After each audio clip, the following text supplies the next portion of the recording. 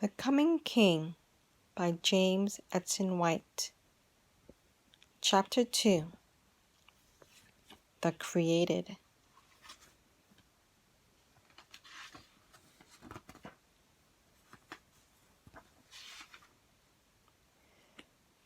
Thus the heavens and the earth were finished, and all the hosts of them. Genesis 2, verse 1. In 6 days the Lord made heaven and earth, the sea, and all that in them is. Exodus 20, verse 11. The first chapter in the Bible tells of the most wonderful week the world has ever seen. In it, this earth was made. At first, it was all dark and surrounded by mists and covered with water. On the first day of this week, the voice of God caused the light to shine where all was darkness before. On the second day, the mists were collected into clouds, and the firmament was made.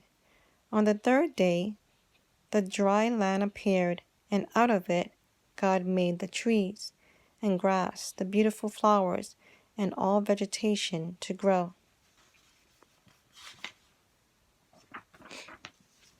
On the fourth day, he appointed the sun to shine by day, and the moon and stars to rule the night.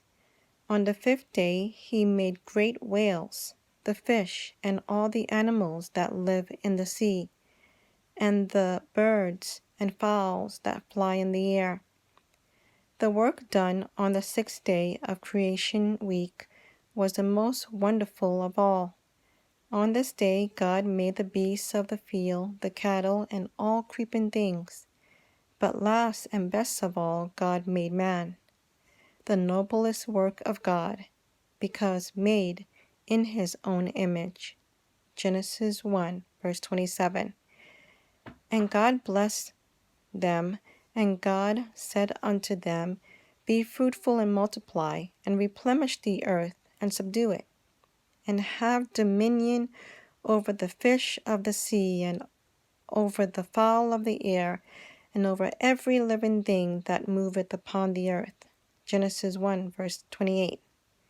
Not only was man made king of this earth, and absolute ruler of everything in it, but the earth itself was given to him. David says, even the heavens are the Lord's, but the earth had he given to the children of men. Psalms 115, verse 16. And the Lord God planted a garden eastward in Eden, and there he put the man when he had formed, and out of the ground made the Lord God to grow everything that is pleasant to the sight and good for food. Genesis 2, 8 and 9. What a wonderful garden home this must have been. No curse rested upon it, and no weeds nor briars grew in its soil. Everything that nature could require on the heart could wish was provided for our first parents. And God caused to grow the tree of life also in the midst of the garden. This was a wonderful tree, for its fruits would keep one alive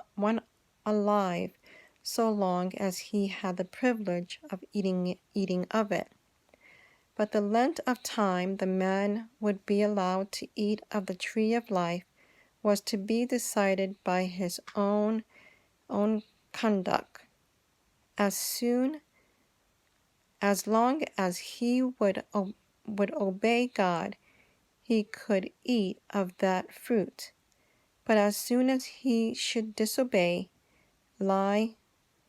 he would no longer have any right to it. In the garden was another tree, called the tree of the knowledge of good and evil, the fruit of which looked as inviting as that of any other tree. But God said, Thou shalt not eat of it, for in the day that thou eatest thereof thou shalt surely die.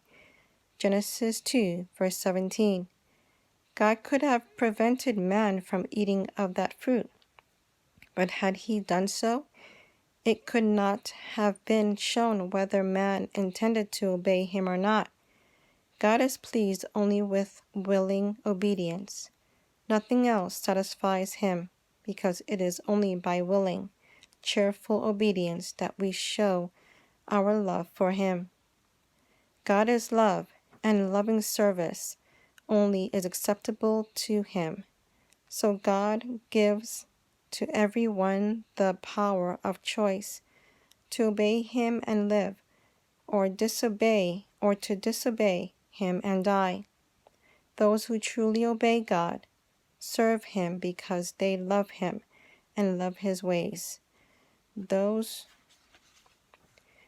who dislike God's ways will not walk in them. He who walks in God's ways grows to be like him, and so becomes fitted to dwell with God and to be assorted with the sinless angels who live with him. But we are just as free to disobey as we are to obey. God tells us, as he told Adam and Eve in Eden, what he wants us to do and what disobedience will bring us. Then he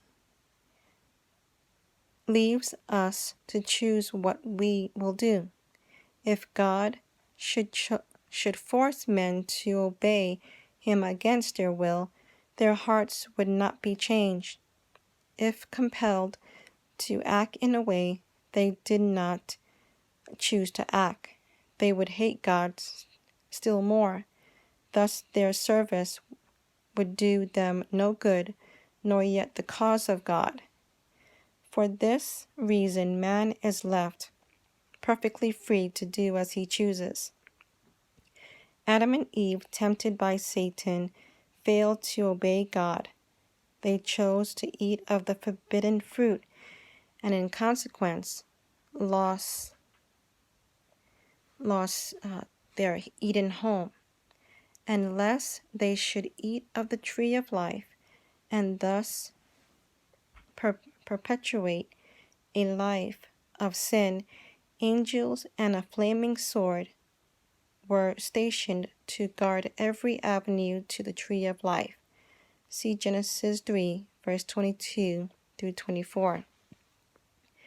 Kept away from the tree of life, they had no hope of life. The sentence of death was even then being carried out. How changed their condition! From a state of innocent happiness, they passed into a state of guilt and sorrow. Having chosen Satan as their leader and king, but the effects of their mistake did not cease with themselves. All that were born of them, yea, all the human race, came under the same sentence of death. Paul tells the story in few words. As by one man sin entered into the world, and death by sin, so death passed upon all men. Romans 5, verse 12.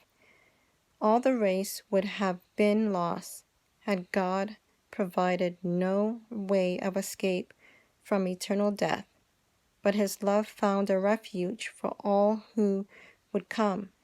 Speaking of this refuge, the apostle says, we see Jesus, who was made a little lower than the angels of the suffering of death, crowned with glory and honor, that he, by the grace of God, should taste death for every man. Hebrews 2, verse 9. If we too see Jesus as the one who has tasted death for us and flee to the refuge he has provided, we may confidently hope in his salvation.